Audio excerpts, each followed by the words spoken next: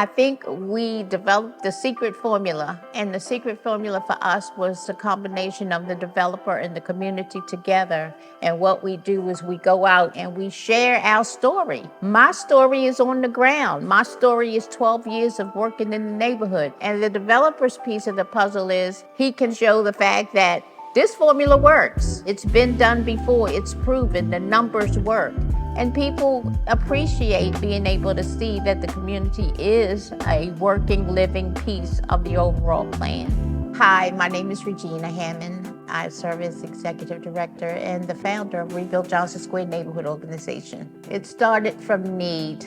We had to find activities for the kids in the neighborhood. Kids would play in the street, damage vehicles, knock on your door and run, because that was their idea of recreation for our neighborhood. So we had to make some changes. First, I partnered with the Build organization, who basically trained us how to organize in a community. And second of all, we led by example. In the beginning, there was not a lot of buy-in. It was only a handful of us who started doing things like week-long cleanups. And we continued that, and people noticed the changes, and then we had more buy-in in the community. One of the biggest things in Johnston Square is we had quite a few vacants that had fallen down or had been taken down. So we started creating gardens throughout the neighborhood. So just those simple things signaled to the residents that change is coming to Johnston Square. I had seen what was happening in Greenmount West and in Oliver with Rebuild Metro. And yeah, we could dig in the dirt, we can plant a flower, but we knew nothing about rehabbing, acquiring properties, and making those spaces livable again. We had to partner with an organization that knew how to do that work and was willing to help us. Truly, there was divine guidance and intervention that I was able to partner with Rebuild Metro, because we did not know how to develop a neighborhood when it comes to commercial or residential development.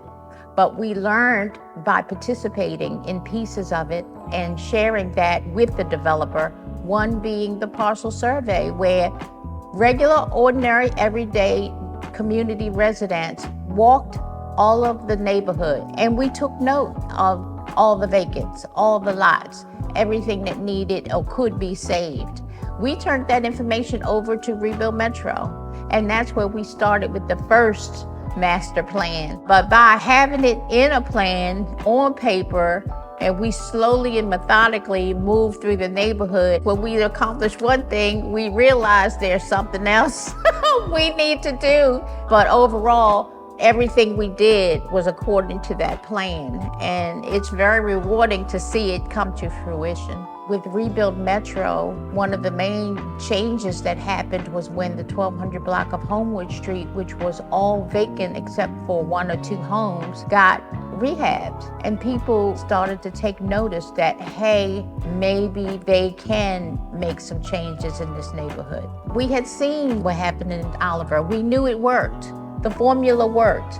So it couldn't just be one or two rehabs. It had to be the entire block fixed in order to make it successful and sustainable. It was definitely something that I learned by working with Rebuild Metro, because I did not understand that dynamic, but I truly see it, because you can't just rehab one house and expect that to cure the challenge. Because that one house may be good, but if you got a vacant next door, it's not going to be good for long. There's going to end up being two vacant houses, and it's going to spread like a cancer. Site control was major, because you would see investors coming in from out of state looking for an opportunity, and all they needed was one word that the neighborhood was on its way up. They would come in and they would sit on that property that would stop us from doing what we needed to do to make it a whole block.